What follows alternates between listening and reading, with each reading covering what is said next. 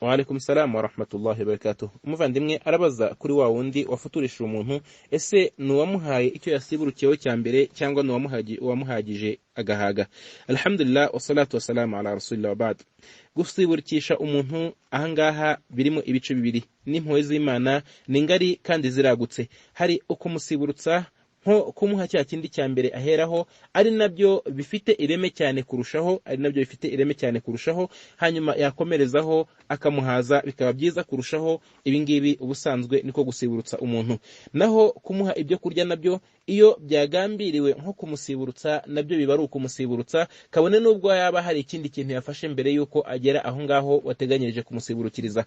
Bityo uyu nguyu nawe afite ibihembo nk'ibyo wasiburukije umuntu.